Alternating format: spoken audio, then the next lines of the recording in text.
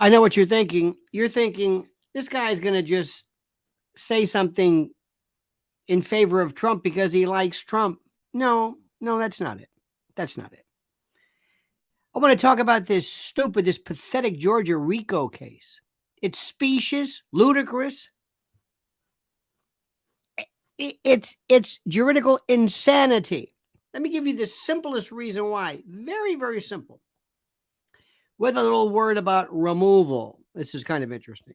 Number one, let me first ask you, please, before we do this, let me get this out of the way. This is critical. You got to follow me on that X thing. I mean, you're going to love this if you've never seen me before, but trust me. I want you to subscribe to this channel. Subscribe to Lionel Nation on YouTube. Make sure you got to like this video and subscribe as well. And please hit that YouTube notification bell, okay? Thank you. Just please do that. Okay, enough with this. Number one, what can Trump do that nobody else can do? Well, first of all, there is a Supreme Court case, Mesa, I believe, that says, and the statute and the Constitution bears it out. Trump might remove this case to federal court. Remember, we have state courts and federal courts. A lot of times, the statutes are many times identical.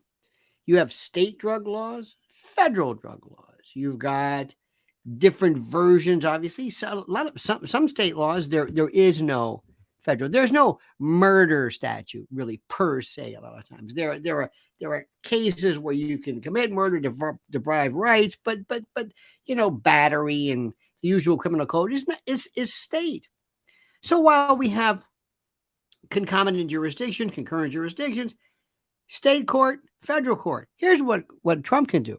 Trump can say that because he acted in the capacity as president, because he was acting under the color of title or whatever it is of the president, he can ask for removal from the Georgia state court to the federal court. You see how that works? From the state court to the federal court, to the Northern District of Georgia, where I think he, maybe 4 out of the whatever, there's a goodly number of judges that he appointed. Plus, you get it away from this publicity hound and say bye-bye to her, to Fannie. See ya. I'm out of here. Now, what happens to the other, 73 defendants? That's a weird question. What do they do? How do you have them remain? They can't avail themselves of that. Excuse me, can I go with you? Can I go with you? So we'll put that aside.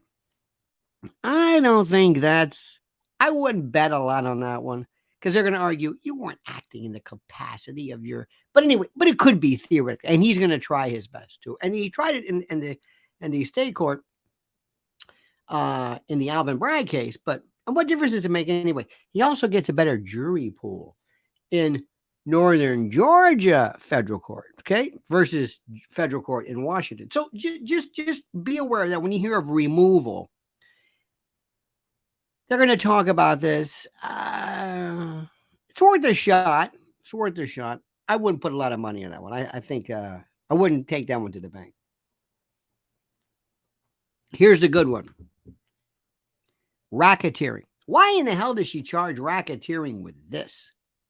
It's one thing if you're a member of MS-13. It's another thing if you're involved in some kind of an event with gangs or whatever. But why in the name of God does she charge this? Now take the people. Take Sidney Powell. Take Meadows, or whoever the hell, Jenna Ellis, Rudy. Were they a part of an enterprise, a group, a crime family, something similar to what we see in the case of crimes, of actual, the Gambinos, the Lucchese family? In that case, you have to be a made member. You have to be initiated.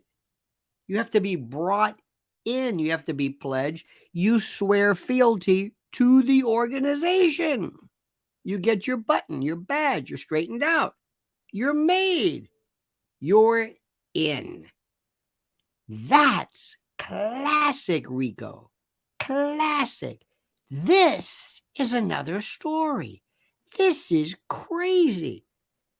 Do you think Jenna Ellis and Sidney Powell pledged and swore that they were a part of this organized racketeering group to get Trump in and to subvert the laws like the Trump crime family? Or were they a bunch of people working to overturn an election, as Alan Dershowitz did, as Larry Tribe did, as half of the Democratic Party did in 2000? Al Gore said, I won. The Democrats said, we won. Bush said, no, you won. They hired every lawyer. There wasn't some 65 project that attacked the Democratic lawyers then. What the hell's the difference? But they're going to say, oh, no, this is different because you see, Trump thought he didn't think anything. All he was doing was saying, I won this election. And when he calls up the Secretary of State, he didn't say, hey, listen, do me a favor. Yeah, I want you to get 11,000 plus. Yeah, just get them. Just dig them up. Make them up, right? Just steal them. He's not talking about that. Everybody knows that. And here's the best part. Let's assume he did. Let's assume he said, do me a favor. This isn't racketeering. Might be a conspiracy. This might be a good conspiracy.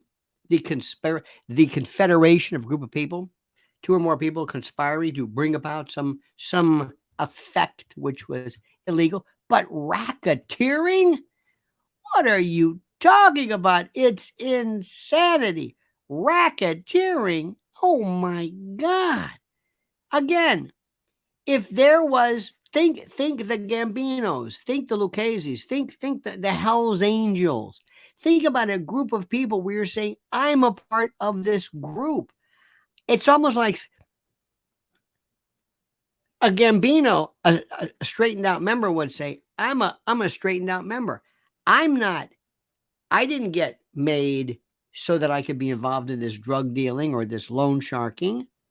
No, I'm involved in the loan sharking because I'm a part of the organization. Now, good luck. That means that there's an appellate court and an appellate judge or somebody who will understand what the hell you're even talking about. But that's precisely what this is about. That's precisely what we're talking about. So understand something. We can go through all of this. In this case here, you save the best for last. It's the worst. Because by its very nature, it's not that Sidney Powell and Rudy conspired, but they conspired for the enterprise, for the group, for the family, la familia, for the borgata, there's no such thing as that. This is not racketeering. I mean, you can use sometimes a legitimate organization like labor unions, but this isn't the case. So think about that, dear friends. Think about this. And don't forget what I said about the removal. It's theoretically possible. I don't know about that. I'm not. It could.